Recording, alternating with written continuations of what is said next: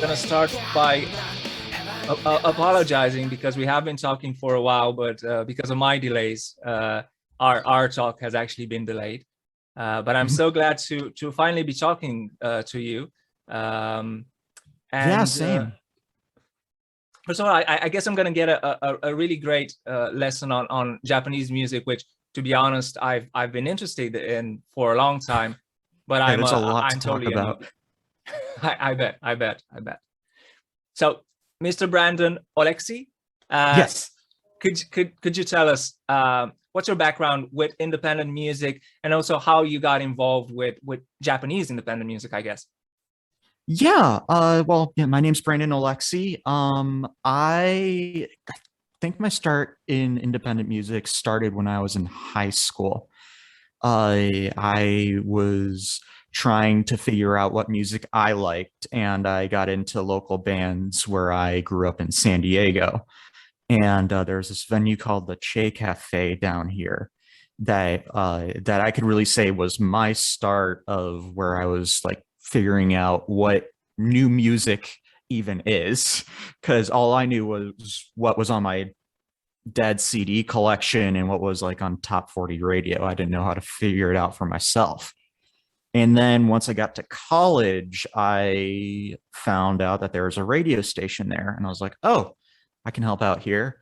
And that just, I learned so much from there.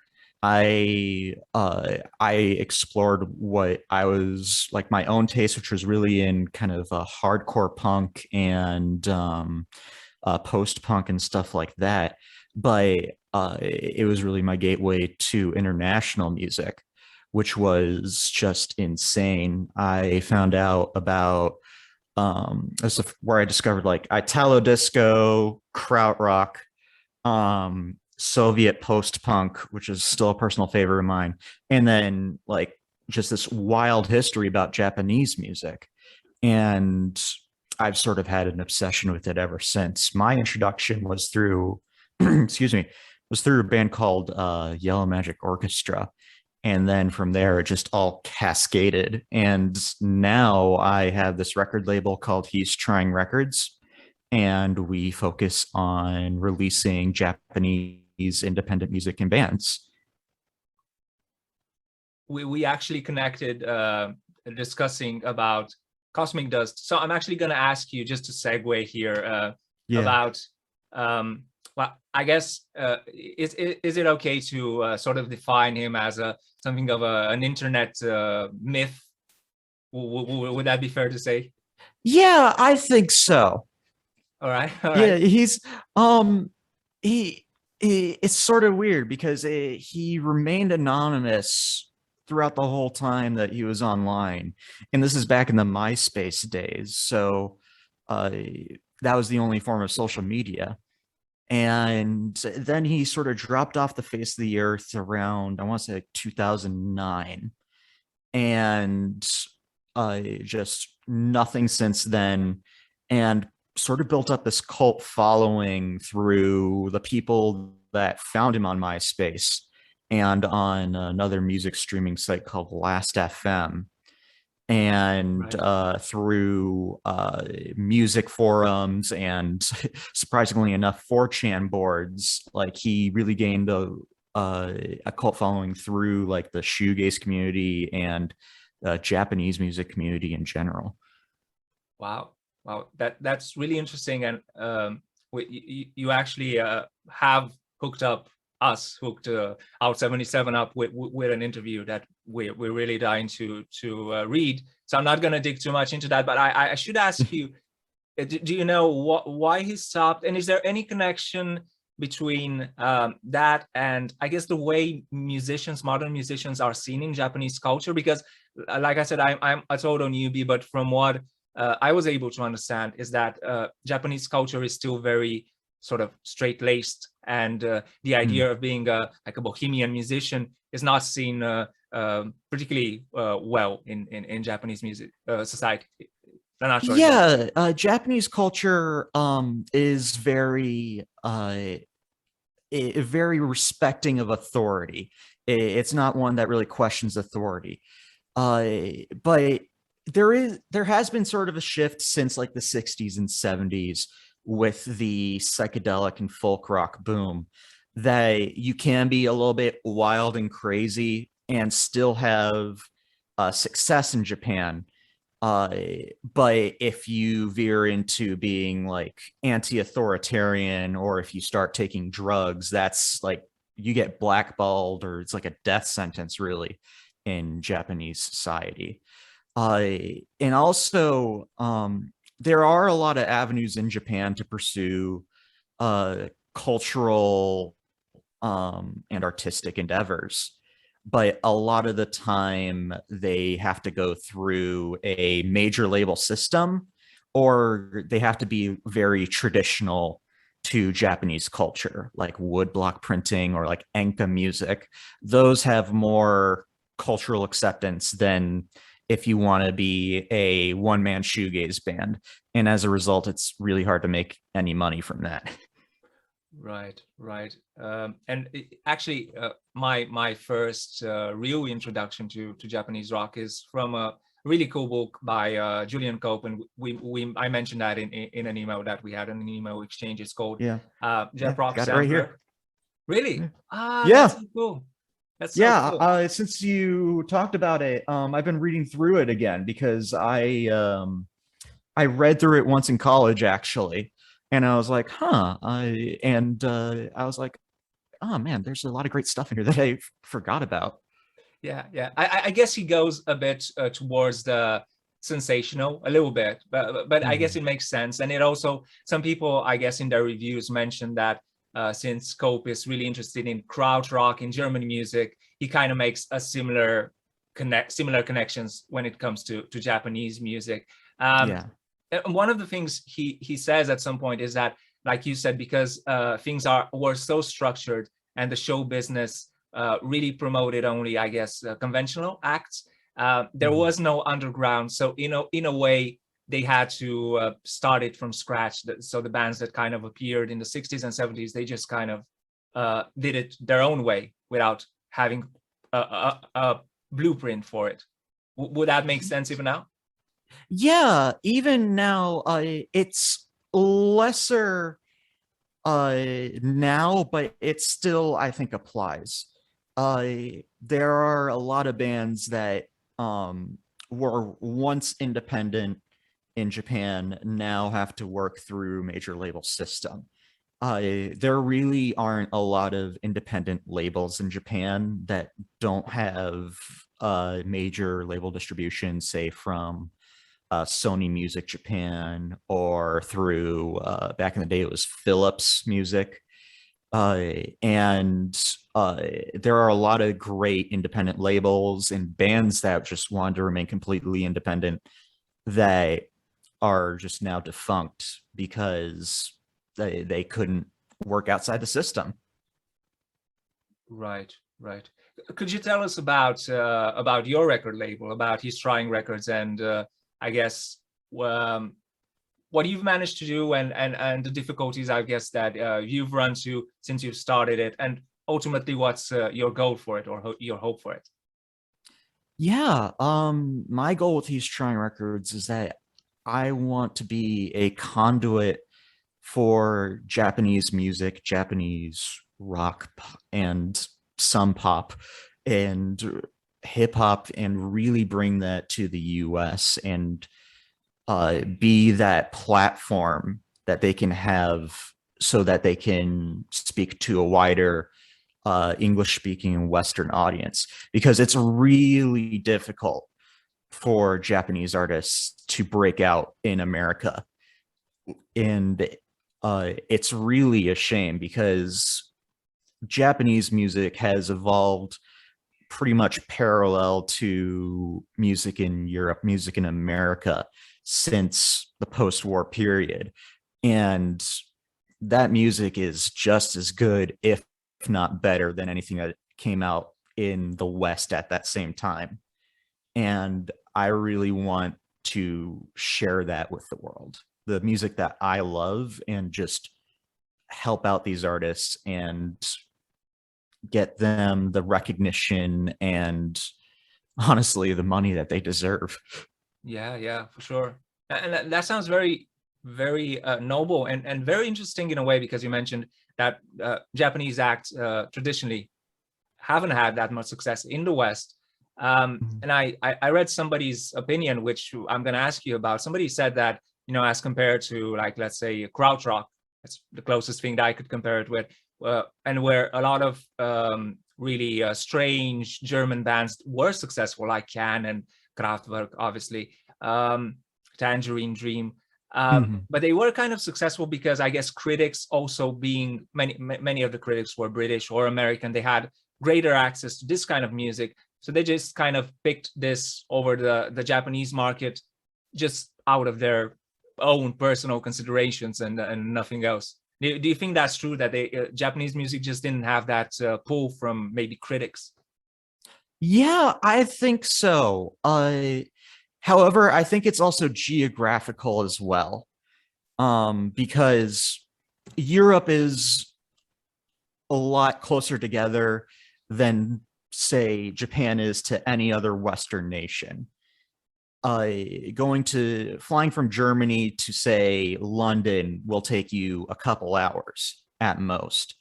And having that sort of connection to an English speaking music press was really essential for the growth of bands like Kraftwerk, like Tangerine Dream, Can, Harmonia, Amandul, Right. Yeah. and why they became so influential. And then along with that, some of these bands did have UK and American distribution. That's how Virgin Records got its start. Was it took on Tangerine Dream and a lot of other krautrock bands, and were like, let's see how this does in the UK, and it worked out for them. But Japanese music, there was an attempt with Yellow Magic Orchestra. That, I think, was the first major attempt to try to create a buzz in the West about a Japanese music scene. And I consider them like the Japanese, oh gosh, they're like the Japanese Beatles almost. They're one of the most important bands to Japanese music in Japan. And they actually had a single in America that went gold. It was their first single. It was called Firecracker, and it became sort of an underground hit, but they never made any noise past that. There was like a big effort from a record label, A&M Records in America, to really make them popular. They had an American tour, and to really just make sure this was a thing, and it never caught on. Wow. It's very interesting because, again, I'm gonna speak as a newbie to Japanese music, or someone who's experienced a bit of it but doesn't know enough to put it in boxes and have a good enough opinion. But Mhm. one of the things I did notice, again, as a newbie, is that Mhm. when I was kind of learning about music, when I was hearing krautrock, it seemed like the most extreme thing ever. And then when I was hearing stuff like I don't know, Frank Zappa, it seemed really extreme. But Mhm. compared to that, a lot of Japanese music that I've heard, makes Frank Zappa sound like, pop music, like bubblegum music. It's A Yeah. lot of it is demented. Oh gosh, it's super weird because there's really it's never really fully in the middle. Like there's no middle ground between like the poppiness or like the craziness of Japanese music, in my opinion, because a lot of Japanese musicians, I think, are willing to get really experimental, uh, because there's so much of a push, I think, in Japanese culture to take something from the outside and make it their own. And there's a lot of things that can happen in the process to doing that, like figuring out what effects work, like using industrial machinery. Like one of my favorite examples is the Boredoms, which are a fantastic noise band. Before they were the Boredoms, I'm trying to remember the name, It was Kazamachi, I think was the name of no, not Kazamachi. It's something like that. By Hana Tarash, which was the predecessor to the Boredoms, which was just go into concert venues, use heavy machinery, and bulldoze the side of a venue. Wow. And that was their career. Wow. Wow.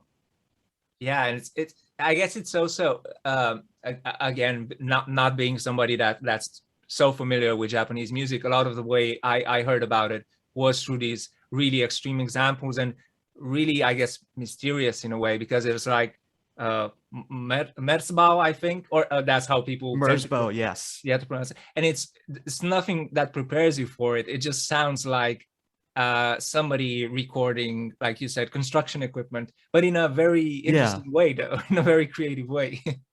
Right. And yeah, there's it's Merzbow's career is very interesting because he's been around since 1979, I want to say. And he has, like, for every year that he's been around, he has like 10 albums in that year. So he's been experimenting for a long time, and he's done a lot of collaborations. And he, I think, is very central to the experimental scene in Japan, but there really isn't anything like it. It's so abrasive and so out there that I can't really recommend it to anybody, but it's some of the best experimental music that I think has ever been made since music concrete was a term that was made up. And it's really interesting that I guess nowadays releasing a lot of records now with the internet is maybe less of a task, but I guess in the past, and maybe you can explain this to us, the record system in Japan, and probably in a lot of places in the world where there wasn't a great entertainment business, it wasn't as easy to release a record. In fact, one of the bands that is very talked about in this underground is Lalize Denude, the shoegazy, aggressively shoegazy band that's gained quite a lot of notoriety recently, especially. And from what I understand, the things that you can find to listen to, mostly it's on the internet, and most of them are bootlegs of. I don't think they even have like a lot of songs. It's just a lot of versions of songs on bootlegs that somebody recorded and put out. Yeah, it's really interesting because recording outside the system, I would say it's pretty similar to how it was in, say, Europe or America. You could go to like a old recording studio that was like, maybe they just used it for commercials. It's like this really simple 8-track system, and you could use that. It wouldn't be the best quality, but you just pay a fee and have that on tape. But most of what you hear from like the 60s and 70s, especially in Japanese music, is you hear live recordings, and you hear those bootlegs, because reel-to-reel machines weren't uncommon, especially in Japan, where there were a lot of manufacturers that you could just easily buy one of these for maybe like 20,000 yen. That's about $200. So you have like Sony, Akai reel-to-reels, and that's why there's so many bootlegs from that era. And then when you get into the Japanese punk era with bands like the Stalin and other bands like that, is you see sort of the birth of the more modern DIY scene with like self-releases, going into studios, being just as DIY as possible, creating your own labels, like, or just even self-releasing, and trying to do that as your gateway to a major label to hopefully pick you up. Right, right. And it actually makes a lot of sense, because I guess Japan has always been very famous for technology stuff, Yeah. and especially music equipment. I think I was reading about that as well, that even though the electric guitar and things like that, they didn't really have a history, once companies there started making them, they weren't just popular in Japan and Asia, they're enormously popular in the West, and I think now pretty expensive to get like a Japanese made guitar. Yeah, it's actually funny. My partner has a Japanese made Les Paul from Oh, from the wow. 70s. Wow. And like they got the Japanese got so good at one point of making copies of say like Fender Stratocasters, Les Pauls, like the classic guitars, that they were considered superior quality to like Fender or Gibson. And Fender and Gibson actually had to file lawsuits in Japan saying that they were infringing on their copyright just so they could stop the production of these. Oh, wow. Wow. Yeah. I know, just as a I guess story, as a myth, that musicians in Europe, they're always looking for instruments made in Japan, as opposed to other countries where Oh yeah. they're often made, because it's usually known that Japanese quality is next to none. So I find that very interesting. Absolutely.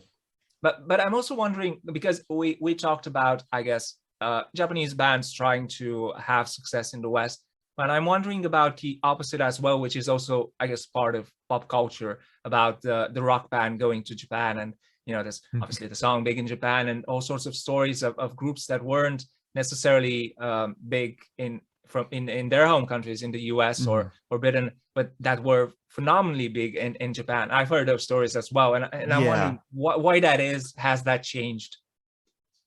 No, I can't say it's changed much. There, it's kind of it's the Spinal Tap story. It's like you're a nobody in America or in the Europe, but as soon as you go to Japan, you're selling out stadiums. There's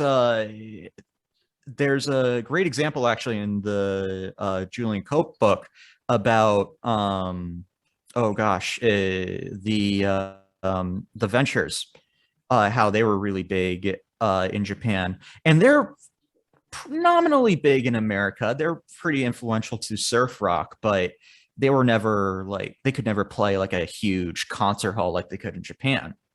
Another example, I think more recently, would be a band called Anvil that were a part of the metal boom in the 80s. That this great documentary, the story of Anvil, how they tried to do a tour of like America and Europe, playing to crowds of like 3 or 4 people, and then as soon as they got to Japan, they're playing like 10,000 people like every night they're there. So sometimes it's weird. What just ends up happening is that a band will get like maybe like a major label distribution deal for like a brief period of time, and then for some reason it just kicks off in Japan but nowhere else. Janet Jackson is a very interesting example, actually, where her career really actually started off in Japan and like skyrocketed later in the US and the UK and the rest of Europe. Where when she was touring Japan in 1990, her concert, I think it was in Kyoto, playing to 50,000 people, sold out in 8 minutes. Oh, wow. Wow. Yeah. So it's That even happened. it feels like a one-way street almost, where it's like you can get really big in Japan, but it's super difficult to make it in America. It's really interesting, and I wish I could comment more on it and like analyze it, but I can't say that I quite understand it. I remember one story, just it popped in my mind when you mentioned the Janet Jackson. There was this band in the 80s that was actually called Japan, and their first Yes. records, yeah, they weren't, I guess, that professional on their first couple of records, but they had a really great image.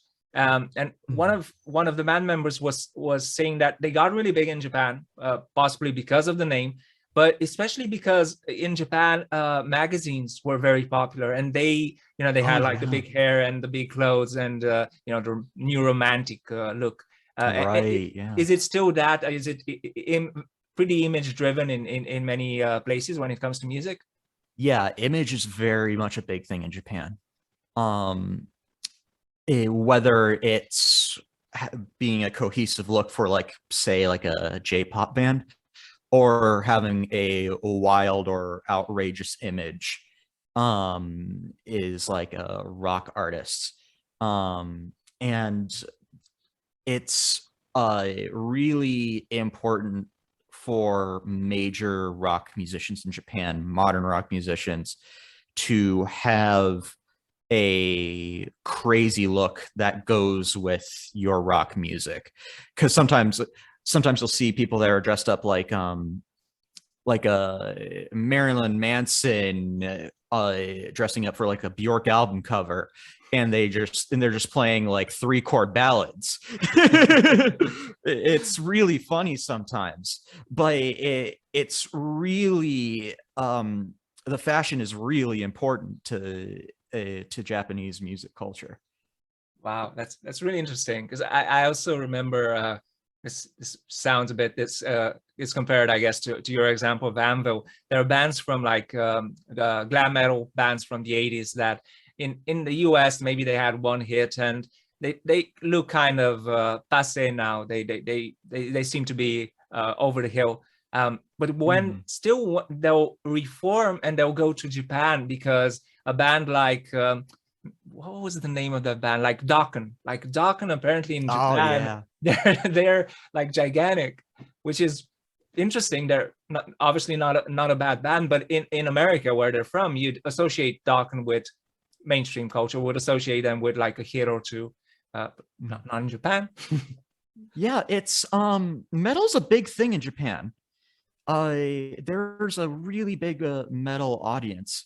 One of my favorite metal bands actually from Japan is called X, and not the same as the punk band X, but they're the Japanese metal band called X, sometimes just called X Japan, that are a really big deal in terms of the formation of a Japanese metal scene.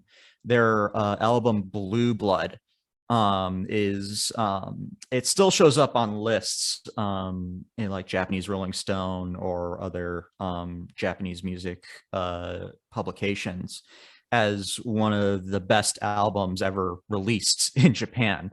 And it really I'm not sure if it laid the foundation like other bands like Gizm, which is like another like hardcore thrash metal crossover band, but it definitely is the pinnacle of Japanese metal in the 80s, and one of the reasons why it's had such an enduring legacy.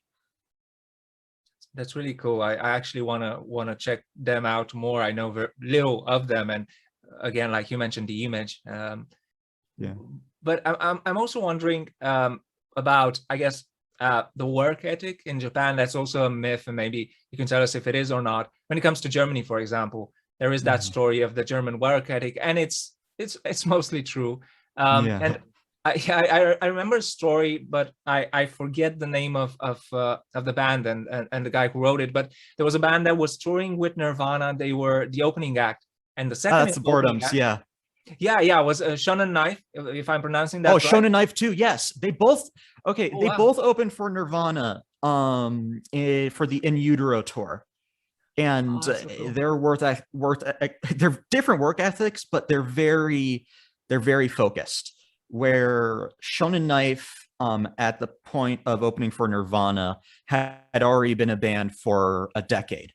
And were kind of pumping out releases as quickly as they could and wanted to maintain their presence. Like they already had sort of an underground following in the US, especially in Seattle, where Sub Pop actually had them on a compilation before grunge was a big thing. And then Boredoms, they had, I don't want to say they had a cult following, they had a reputation of being wild. And they, but kind of similar to Frank Zappa, their chaos was like it was organized beforehand. Like they already had an idea of what they were going to do. Like these songs were written out. They weren't just improvisational.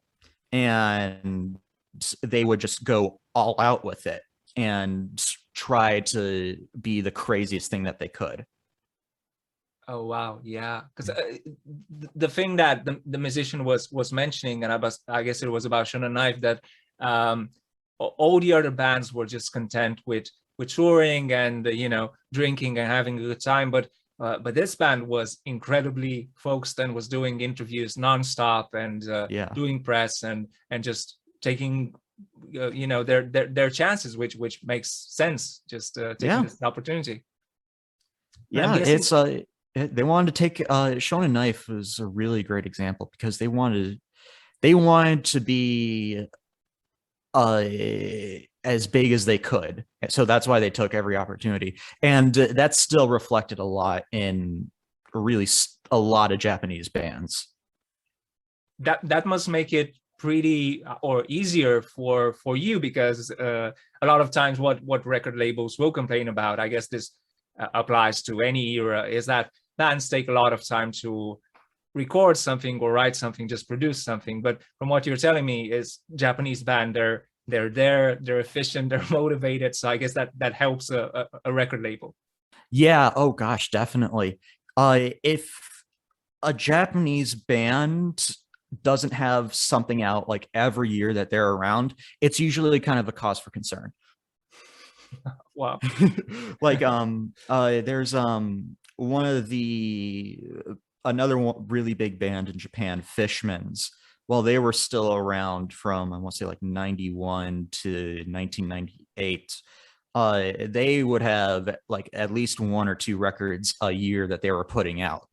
And they have like this really big discography, but along with that, there's more forgiveness in Japan for growth. That's part of the culture there as well, where their apprenticeship and mastering a craft, whether it be just trying to build something or trying to learn music, is much more respected in Japan. Where one of my favorite quotes ever is the movie director Akira Kurosawa in 1990, I think it was, when he was receiving his Lifetime Achievement Award Oscar. He said that he's like at the age of like, I want to say like he was in his 80s, and he said that he still had much to learn about movie making. So the record labels in Japan are more willing, especially for younger bands, to let them explore what they're doing and really find who they are. Oh, that's really cool. And as a fan, I'd be very pleased to hear more of my favorite band, not just really correctly played albums that come out every 4 or 5 years. I guess because I really want to ask you in closing about your project, about He's Trying Records. And I guess first of all, because we talked about the differences in culture and things like that, how did you and how do you manage to communicate with these people and get them on board and get them to cooperate with you? Is that a big hassle? Was that easy? No, it's I thought it was going to be easy. It's not. I know a little bit of Japanese. I've been learning for about a year and a half now, and I've been practicing it because I was kind of curious to understand the music that I was actually listening to. So I'm able to communicate on a very basic level in Japanese.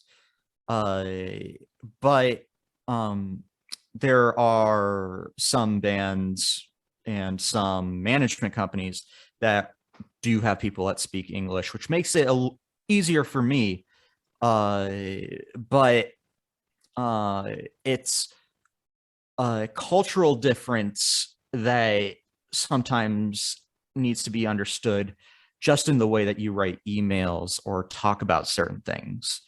The way emails are written in a professional sense in Japan is supremely different than anywhere else, where you have to, like, at the beginning of the email, you have to say, like, um, who you are, what company you represent, what is this concerning, and then pretty much have to write an apology after that. It's like a paragraph long for like being an inconvenience and taking their time, and then write what you actually need. Wow. And it's the cultural differences that are more of a barrier than the language differences, I think. Wow. So there's a lot of protocol, let's call it, a lot of yeah, just like you mentioned, the very typical Japanese things to get over. Yeah, I think so. There are some companies and some bands that I've communicated with that are more forgiving because I'm an American that may not fully understand it, but it's been a learning curve for me to fully incorporate that in talks with bands from Japan. Wow, that sounds very, very interesting, and in a strange way, what you'd expect. So I love that story to be honest. There's one story, I guess, quite famous one that Iggy Pop told about about Germany, about krautrock, that he Mhm. went to Berlin and they met the guys from Kraftwerk, I guess were from Düsseldorf, but they assumed that they were going to get like this party scene, and one of them asked Iggy to go to the market because I forget the name of the vegetable, but it was high season for this type of vegetable. And they just went to the market, and this guy very, officially and very carefully looked for this vegetable and bought it and recommended it to Iggy. And this was an acceptable, cultural exchange, or an acceptable thing to Yeah. do to pass the time. Yeah. So it sounds. Right. And I'm Yeah. wondering, sorry to cut you off. No, it's fine. It's a really interesting story. I haven't heard that before, but I just it's weird thinking about like meeting up with Iggy Pop and David Bowie, the band Kraftwerk, and then expecting a party scene. Right. Yeah.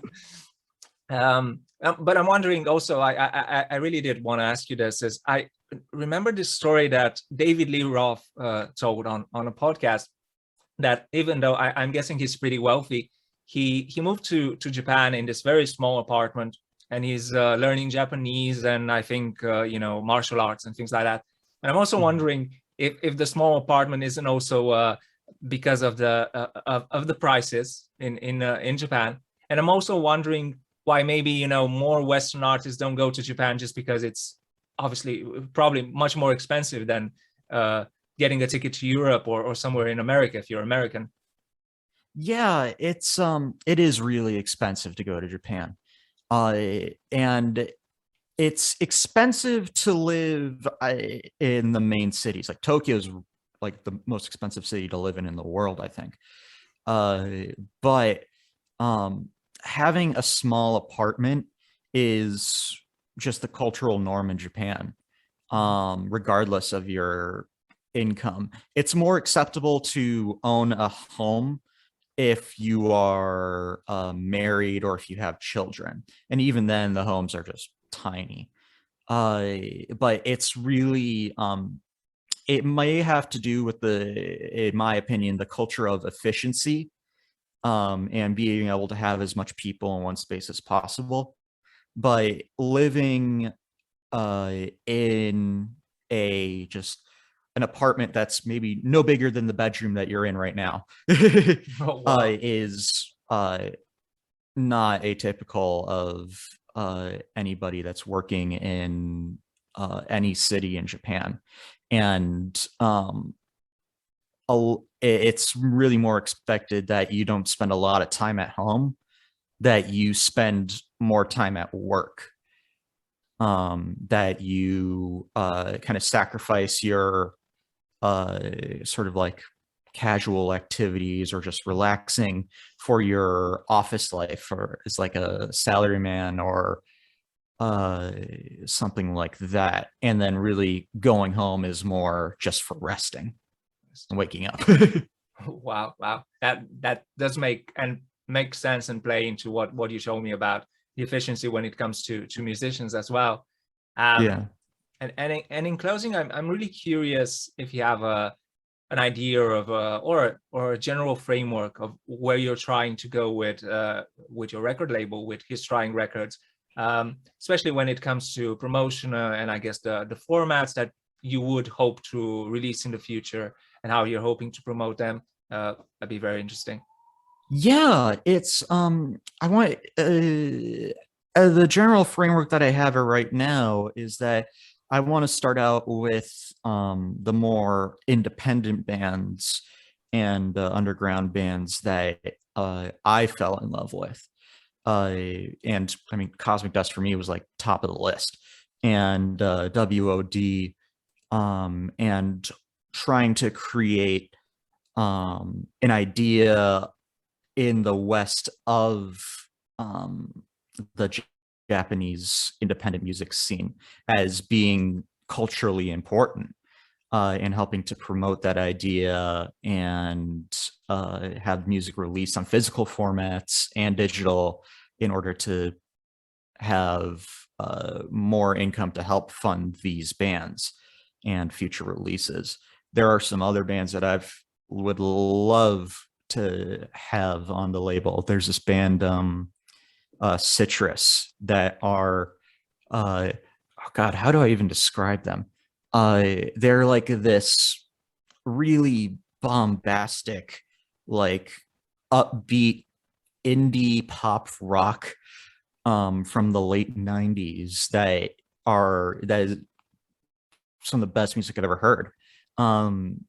And it's figuring out how to spin that and put that in the cultural context of Western music is important to, I think, the growth of the label and helping people understand what's going on.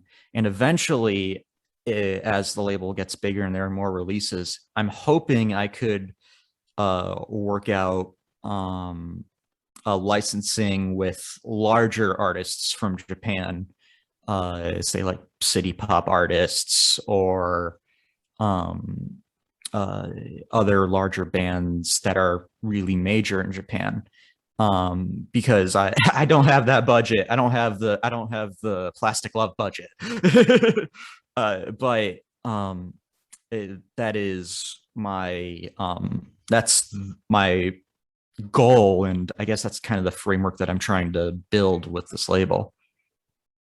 Right. Well, listen, as far as I'm concerned, you're doing the Lord's work, and Well, thank you. it sounds really, really well thought out and put together. And I really hope it works for you and that it works quickly for you. Thank you so much for the lesson on Japanese music. It's been very interesting, and it's made me really want to dig in and really research this better. Yeah, oh, no problem. I mean, I'm more than happy to give recommendations whenever. That was brilliant. And hopefully we can catch up later. And when we do, there'll be even more things you can tell us about in regards to your label. Yeah, really absolutely. I'm really confident in that.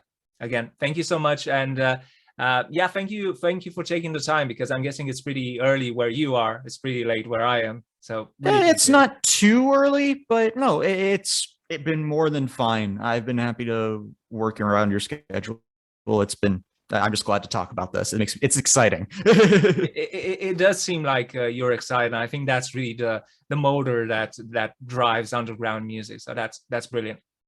Yeah. Well, thank you so much for having me. I really appreciate it. Thank you as well. Take care. Have a Yeah, great you day. too. Have a great I guess have a great sleep. Yeah, great sleep. And then I'm off to hopefully we're gonna get to Berlin. It's gonna take 4 days of driving, but hopefully. Hopefully. Well, good luck in Berlin. Thank you so much. Thank you so much. And I'll catch you later. Take care. Yeah, bye. Bye.